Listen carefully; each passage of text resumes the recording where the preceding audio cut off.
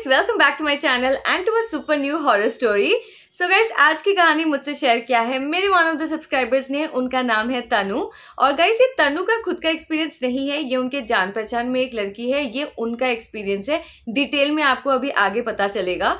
Now few information जो कि जरूरी होता है कहानी में, जैसे ये घटना कहाँ पे हुआ है एंड लाइक कौन से ईयर में हुआ है, रीसेंट है या बहुत पहले हुआ है, ये सब चीजों के बारे में जो है तनु ने स्टोरी पे मेंशन नहीं किया है। बट फिर भी आपको ये कहानी पूरी तरीके से समझ में जरूर आएगी। बहुत क्रीपी है गाइस, अगेन बाकी सारी वीडियोस की तरह।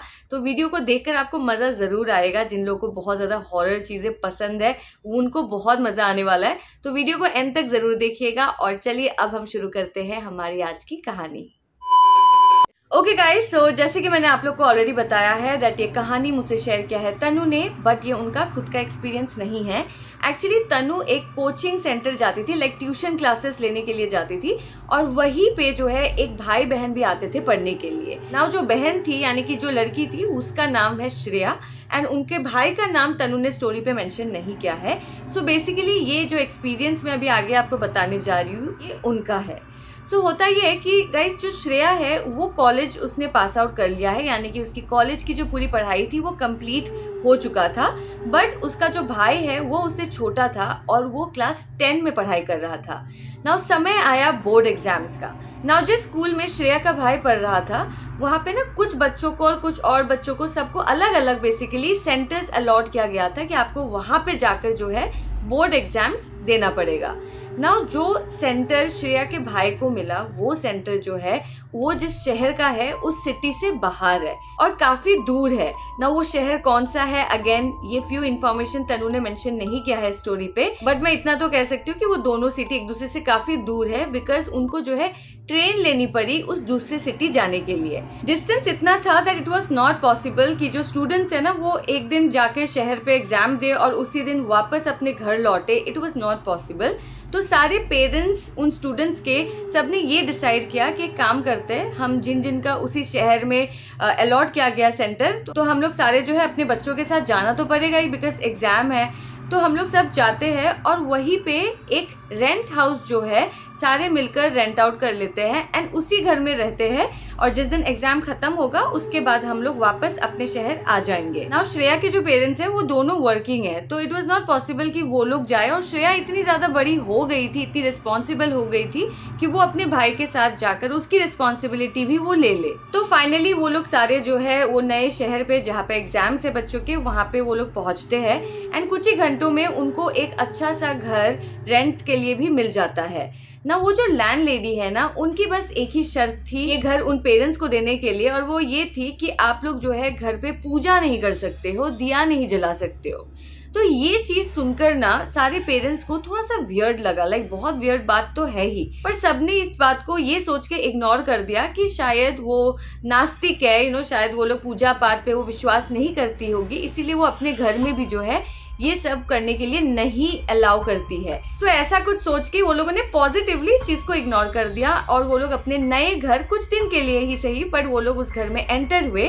नाउ फर्स्ट डे तो बिल्कुल ठीक था, सब लोग ऑब्वियसली ऑक्यूपाइड भी थे अनपैक वगैरह करने के लिए और बच्चे पढ़ाई करने में। बच्चों का फिर पहला एग्जाम था, वो लोग उसके लिए प्रिपेयर कर रहे थे और अगले दिन एग्जाम देकर वो वापस भी आ गए थे। तब तक कुछ भी नहीं हुआ था, पर दूसरे दिन से ना वहाँ पे कुछ अजीबोगरीब चीजें होने लगी। तो जो पहला इंसिडेंट हुआ था गाइस वो मैं अभी आपको बताने जा रही हूँ। तो होता ये है कि सारे बच्चे जो है दूसरे दिन सब लोग एक साथ बैठकर पढ़ाई कर रहे थे। तो यूजुअली वो लोग यही कर रहे थे। पहले दिन भी ना उनको एक रूम दे दिया गया था और सारे बच्चे वहीं पर मिलकर पढ़ते थे। और उस समय सारे बच्चों के जो पेरेंट्स है, श्रेया है, वो सारे जो है नीचे बैठते थे अपने अपने कमरे में। तो हुआ ये कि जब सब लोग पढ़ाई कर रहे थे उन बच्चों में से एक लड़की थी, वो भी स्टूडेंट है, तो वो भी जब पढ़ाई कर रही थी उसको ऐसा फील हुआ कि उसके सामने कोई बैठा है। और जब उसने देखा सामने, क्योंकि वो नीचे देखकर पढ़ाई कर रही थी, और जब अपना वो सर उठाकर सामने देखती है तो उसको वहाँ पे कोई भी नहीं दिखता है। और ये सरप्राइजिंग और वियर्ड उसको इसीलिए लगा क्योंकि सारे बच्चे जो है अपने आसपास बैठ के पढ़ाई कर रहे थे, कोई भी बच्चा जो है उसके आगे कोई भी उस रो में नहीं बैठा था। तो ये बहुत वियर्ड लगा, बट उसने ये बात जो है किसी से भी डिस्कस नहीं की। तो इसी तरीके से सबको जो है थोड़ी थोड़ी ऐसी फीलिंग आती थी, बट इतनी बड़ी किसी को भी कोई बात नहीं लगी कि वो आपस में बात करे या फिर इस बात का कोई इश्यू उठाए, तो वो लोग भी जो है इग्नोर करके आगे दिन बिता रहे थे। बट एक्चुअल इंसिडेंट जब सबको लगा कि कुछ तो है इस घर में, वो हुआ था एग्जाम के लास्ट दिन। अगले दिन ही उनका लास्ट एग्जाम था और लास्ट डे था जैसे उस शहर में। तो वो लोग फिर से जो है रात को पढ़ाई कर रहे थे, अगेन सेम टाइप रूटीन से कि सब लोग जो है अगल बगल बैठे थे एंड एक कमरे में सब लोग साथ में मिलकर पढ़ाई कर रहे थे और सबके पेरेंट्स जो थे वो नीचे थे। तभी अचानक से एक लड़के को एक आवाज सुनाई दिया और वो आवाज थी एक बच्चे का हंसना। ये आवाज सुनकर उस लड़के को बहुत ज्यादा डर लगा, पर उसको थोड़ा सा डाउट भी हुआ कि क्या उसने सच में ऐसा सुना है। बट उसको जब ये आवाज दोबारा सुनाई दिया तो उसको बहुत डर लगा और उसने फटाफट से वहीं पे अपने सारे दोस्तों को ये बात फाइनली बोल दिया कि उसको जो है ऐसी आवाज सुनाई दे रही है ना। क्योंकि ऑब्वियसली बाकी सारे बच्चों को ये आवाज नहीं सुनाई दे रही थी, किसी बच्चे का हंसना, तो सबने जो है अपने उस दोस्त की बात को कोई भी विश्वास नहीं किया और उल्टा उसका मजाक उड़ाने लगे। जब वो लोग मजाक उड़ा ही रहे थे तब अचानक से फिर से वही बच्चे का हंसने की आवाज सबको सुनाई देती है ना। जब सबने ये सुना, ट्रस्ट मी, मैं ये बोलते वक्त मेरे एकदम लिटरली गूज़बम्स आ रहे हैं। तो एनीवे, सो जब ये हंसना सबको सुनाई दिया तब सबकी लिटरली लग गई एंड सबको बहुत डर लगा और वो लोगों ने एकदम से चिल्लाते हुए वो लोग नीचे अपने पेरेंट्स की तरफ भागे ना। ऑब्वियसली सबका भागने का स्पीड तो अलग अलग होता है, तो उसी भागा दौड़ी में एक बच्चा जो है वो अपने उस रूम में ही रह जाता है, वो लास्ट था। तब उसने देखा गाइस एक बच्चे का शैडो, बहुत क्लियरली उसने देखा और वो फिर भागा अपने पेरेंट्स की तरफ, पर वो भागते भागते ना सीढ़ियों में ही गिर गया। वो बहुत जोर जोर से रोने लगा। उसका रोना सुनकर सारे पेरेंट्स जो है उसी रूम की तरफ दौड़े और सारे बच्चे सब पेरेंट्स जो है सीढ़ियों में आकर आ पहुंचे एंड उस बच्चे के पास जो रो रहा था।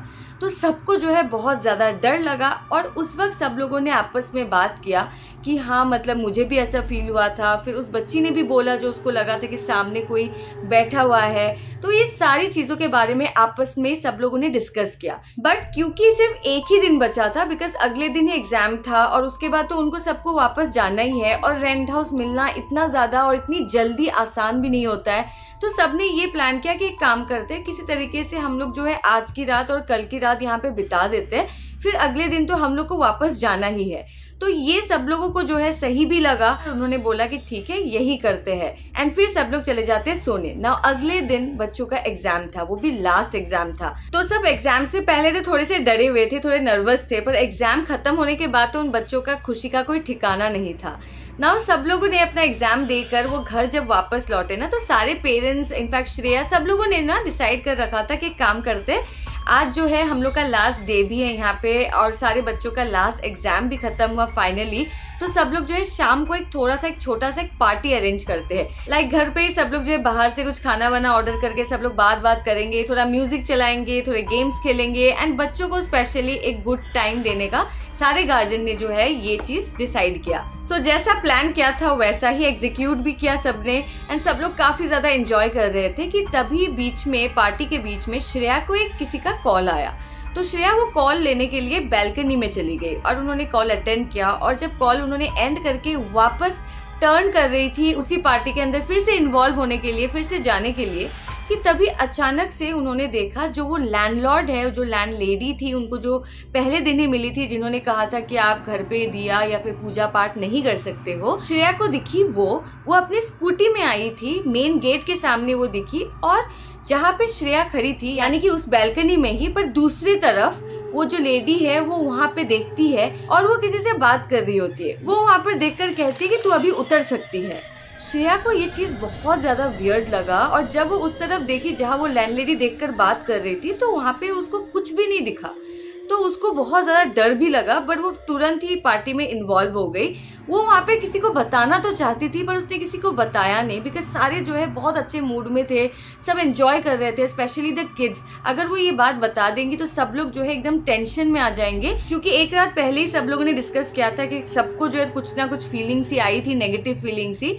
तो इसीलिए श्रेया ने सोचा कि इस बारे में अभी किसी को मैं नहीं बोलती और वो भी फिर उस चीज को इग्नोर करके पार्टी में फिर इन्वॉल्व हो गई।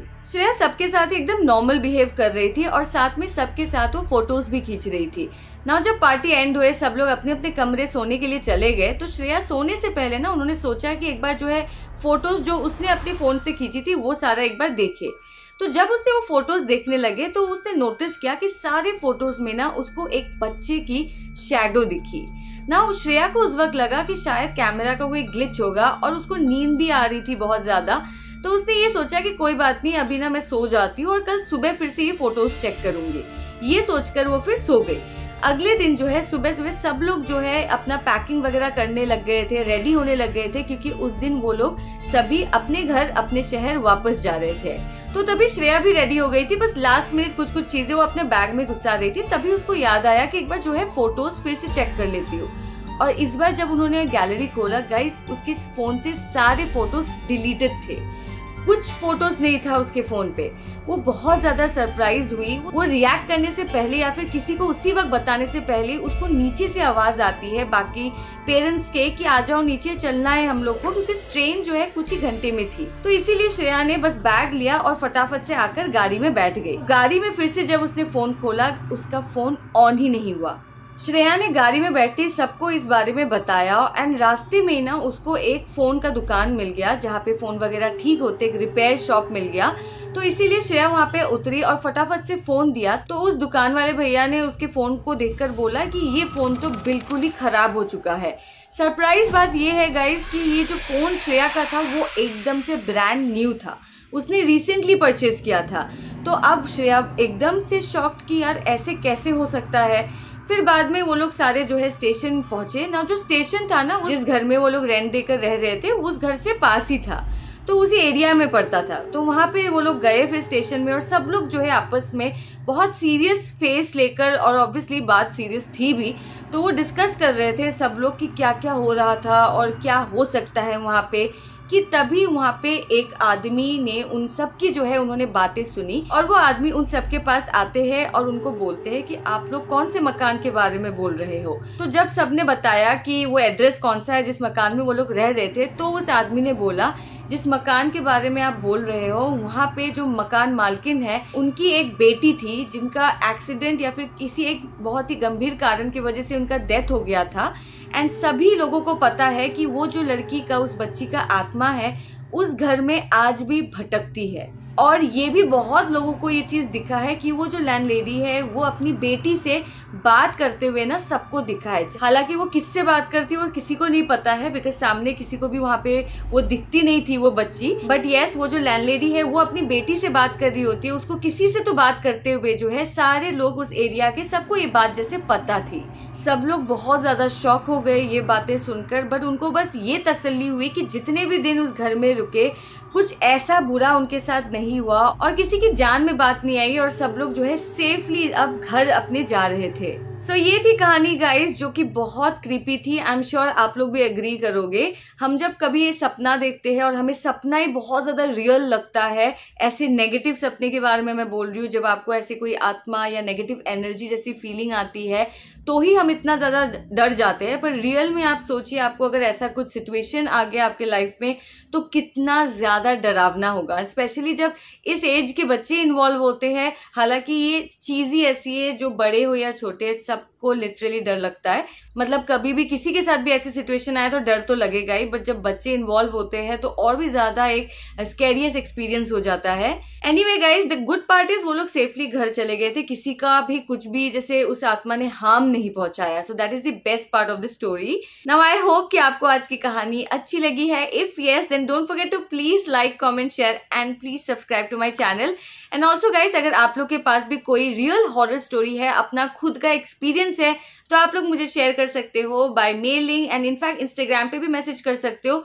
दोनों के लिंक्स मैंने डिस्क्रिप्शन बॉक्स में दे दिया है, so do check it out and I will see you all again super soon. Till then, take care guys, stay safe and stay home. Bye.